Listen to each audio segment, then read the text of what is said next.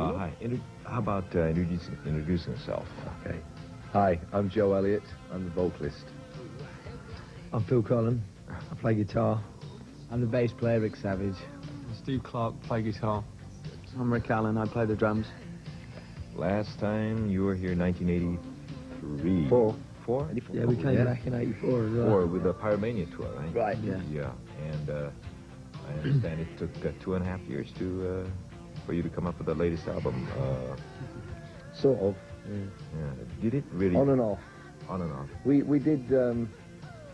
We started it kind of with one producer and finished it with a different one. So we kind of scrapped a lot of stuff on the way, and we did interrupt the recording to do a tour, and what have you. So it was really closer to 18 months worth of recording, but the actual period between albums was over 4 years. But we were on tour for over a year on Pyromania, so. Yeah, so we were right towards the end of 77. And you were all teenagers, right? Yeah. And it was the time. Yeah. Yeah. It was the time when almost everybody, were going for punks and new wave music, but you came up with what do you call heavy metal? Heavy rock. Hard rock. Any reason for that? I mean, stubborn. I don't know. We grew up on that sort of music. We all listened to groups like Thin Lizzy and UFO and Led Zeppelin.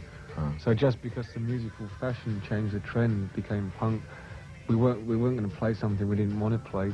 So we'd all listen to those sort of groups and decided it was obvious that that's not the sort of music we wanted to play.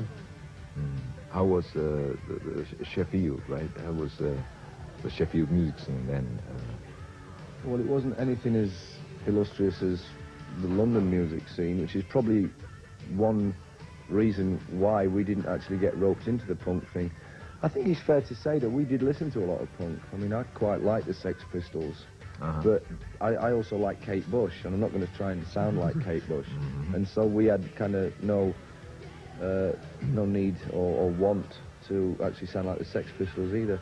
But there was really not a lot happening in Sheffield punk-wise, any more so than any other form of music. Everything was in London.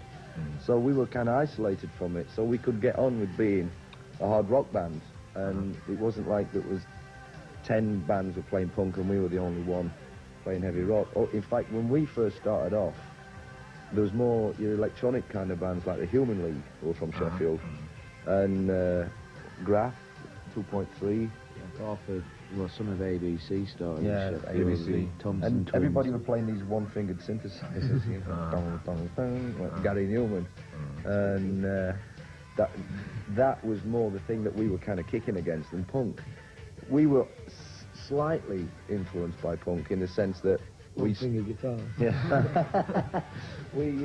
We wrote a lot of like tight 3-minute songs with very short guitar solos, very much like the punk thing, but the music itself was very, was straightforward heavy rock.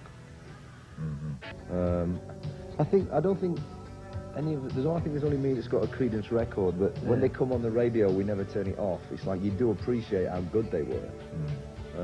They did a lot of real good songs, and it was like nobody ever speaks about it, but John Fogerty is definitely one of the best singers ever to come out of America for that kind of music. You know, Def Leppard is not the only group that does CCR songs. There are other hard rock groups that do any. Yeah, we noticed. Yeah.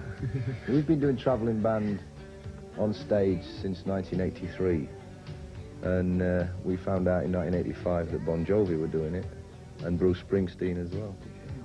But we were first. Oh no, we were second. Yeah, sorry. Creedence.